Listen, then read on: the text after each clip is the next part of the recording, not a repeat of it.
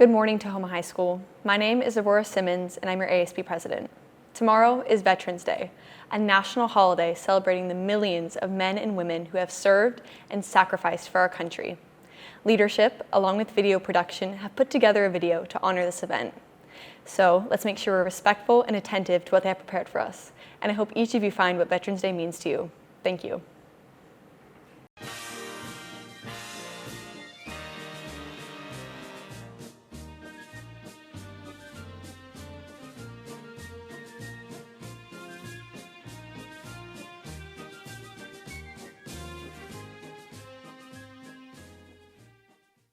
Hello, we're here at the Veterans Wall of Honor. I'm here with. Luca Arbin. And what location are we at right now? We're by the Veterans Wall of Honor by the cashier. What is the meaning behind the board and why is it on display? So this board is meant to commemorate the Tahoma veterans who serve the community, serve the country, and we commemorate them with this wall right here. The board represents all the Tahoma students who have gone into the military after school. What do the numbers underneath each branch represent and mean? How many people from this school have gone into the service? What can you tell us about the section that says, "and those who have fallen"? Under those who have fallen, we have 11 medal plaques, and those are the 11 Tahoma graduates who have passed away in the military. What is the significance of this board to our school? This board serves as a reminder to the Tahoma community that we are part of the armed services, that we have a duty to this country and the sacrifice that comes along with it. What does the military mean to you? I think the military means that I'm protected and that I can feel safe and secure at my own house and, really wherever I am, because I know there's other people who are willing to fight for me. What significance does this board have to our community? This board shows all the students and brave people who have gone into the military in this community and can show, for the parents or the siblings or kids of those students that they matter to us. How could you learn more about this board? You can find Dr. Collins on the second floor, or you can ask me or one of the other people.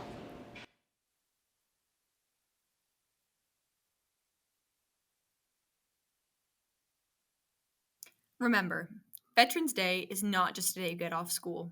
It is an important holiday to honor the more than 19 million men and women who have served in the U.S. military.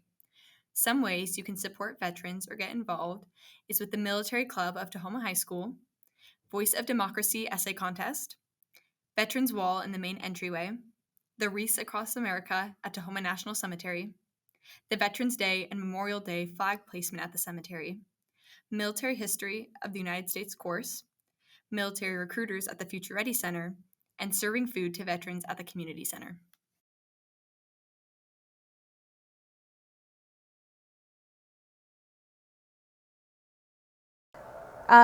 So what I do in the Air National Guard is I work in supply logistics, so I make sure that I supply maintenance with all the aircraft parts they need to keep our planes up in the air. I'm getting deployed to the East Coast to help support our aircrafts in different training missions. I've worked with the Air National Guard in Indiana and now with the Portland Guard Unit, and I've met people through different basic training, tech school, deployments, and then at my different bases. So yeah, I've made lots of friends. Deployed to Okinawa, Japan. I've been deployed to Germany. There's lots of places I was supposed to be deployed to, but then things happen with orders and didn't end up going. But I've gotten to see a lot and do a lot in those places, and while still supporting our mission. So, what is a veteran? By definition, a veteran is an individual who served in our country's military either in wartime or peacetime. A veteran is an individual who risked their lives to protect our country, asking for nothing in return. They served our country with their bravery and commitment, fighting with all they had, never knowing what would happen next. More heroic than any superhero, veterans are an image of selflessness. Before the 1950s, Veterans Day was celebrated as the end of World War I and the signing of the armistice. But then, on June 1st, 1954, Dwight D. Eisenhower signed it into a national holiday, focusing not solely on World War I, but on all people who had served our country. Today, there are over 18 million veterans living in America, making up almost 7% of the adult population. Every single one of those 18 million people helped to secure the safety of our country and deserve our thanks and gratitude, which is why we are not at school on this day. Veterans Day's national holiday status is a symbol of its importance and the reverence it deserves. The people who choose to put the needs of others above their own deserve our utmost respect, and they did more than just earn our respect, they won our hearts. In every American, there should be a special place in their heart for veterans, not just because they risked their own lives, but because they helped to save ours. They protect our rights and liberties without hesitation, making this country a safe place to be. So, how do we take the time to honor these special individuals? The celebrations and speeches are nice, the small and the simple things are the most meaningful ways. Write a letter to someone you know who has served. Do some research on the veterans in your family, or just about veterans in general. Go to the Auburn Veterans Day Parade to show support, but above all, pick up your phone and take the time to thank someone. Your sacrifice of time will never compare to their sacrifices they made. So thank them for it. Hello, Bears. My name is Jimmy Mitchell.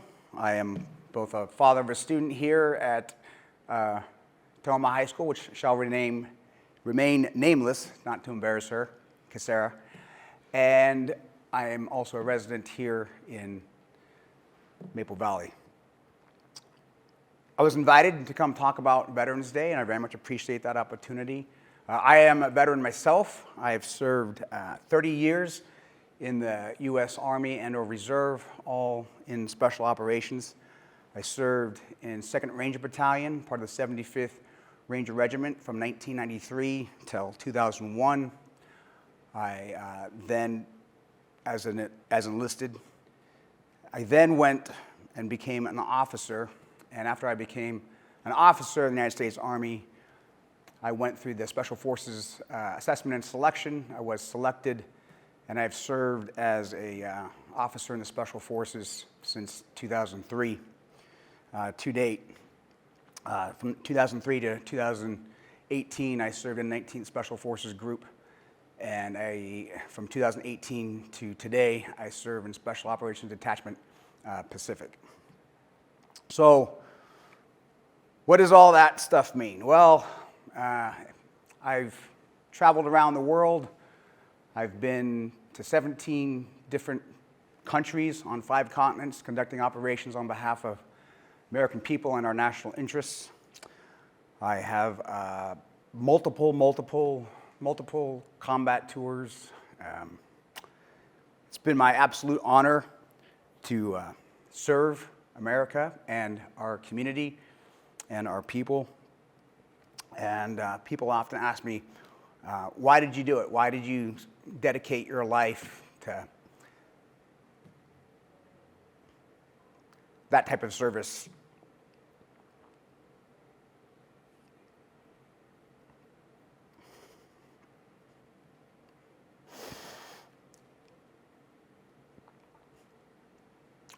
I truly love people.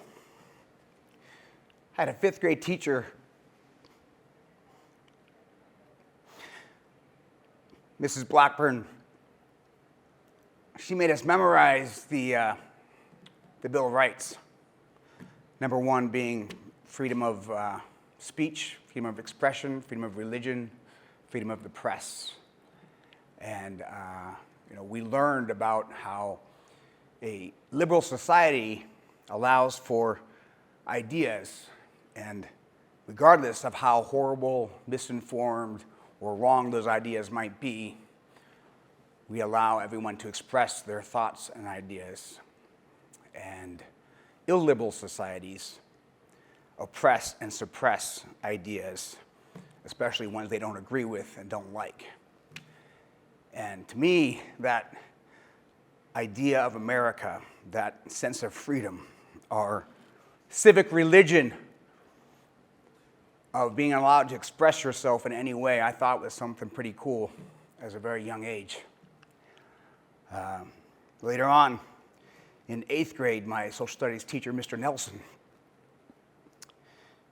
he taught us about the virtues of the American Revolution and the importance of the 14th Amendment after the Civil War providing equality of the law to all people, regardless of their race, creed, color. And no other society on this planet has such guarantees and freedoms. And then in high school, my ASB teacher, Mr. Missel, taught us about service to others, service to our country, service to our community, service of love. And these values are congruent with what my father had taught me about helping others, about standing up for what's right, and about defending what's worth defending, i.e. what I believe is the greatest country in the history of humankind, the United States of America. Nowhere else do we have protected and preserved freedoms that you can't find it anywhere else, even in other Western countries. They are constantly under attack, and they are constantly need to be guarded and protected. And for that reason, and some others, I joined the Army at age 18 when I graduated from high school. And if you're going to do it, you might as well go big, right? You know what I'm saying? So I tried out for the Rangers. They have their own selection and assessment. You go through infantry training, then airborne school, and then you go to what's called the Ranger Indoctrination Program, or today it's called the Ranger Assessment and Selection Program, RASP. And then I was selected to serve as a Ranger, where I served as a Ranger. I went to Ranger School, graduating in 1995. And invaded my first foreign country when I was 19, so it's been a while. That service helped me reiterate everything that my teachers had taught me in elementary school, in junior high, and high school. Because as I traveled around the world and talked to people, there's one common thing that I found is that humans are humans. We're all the same. We all want the same clean air, clean water, food, a nice life, protection for our children. And we have more in common with each other than we have differences. But only in America can you say whatever you want. Only in America can you express yourself, regardless of how ridiculous your ideas may sound, even if they're wrong, flatly wrong.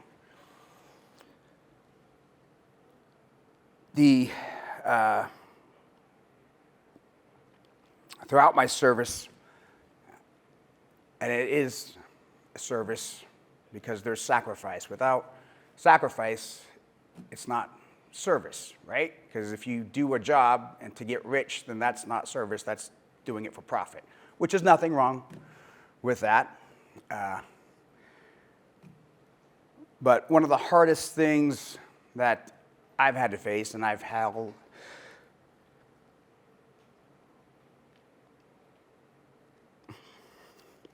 harder than seeing my friends die, harder than seeing innocent women and children suffer. One of the hardest things for me is being away from my family, from my children, from my wife.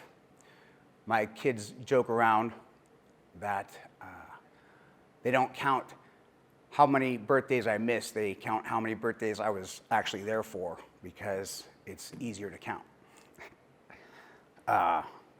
But that joke has some truth to it, in that my family has to sacrifice as well for my service. And that's the unknown truth of all veterans, is that it's the people who love them and support them, their parents, their spouses, their children, who sacrifice as much, if not more, mental anguish than the actual soldier, sailor, airman, Marine. Violence is easy. It is. You've seen it here in school with fights and everything else. When people get angry at each other. Violence is easy. Living, cooperating, tolerating, loving is harder. And so, is it all worth it? Is 30 years of sacrifice and hardship worth it? Well, it's up to you. That's up to you. Are you going to protect our civil liberties enshrined in the Bill of Rights? And you don't have to join the military to do that. You just have to stand up for what's right. Are you going to allow voices to be heard that are constantly silenced? Are you going to speak up for the troubled?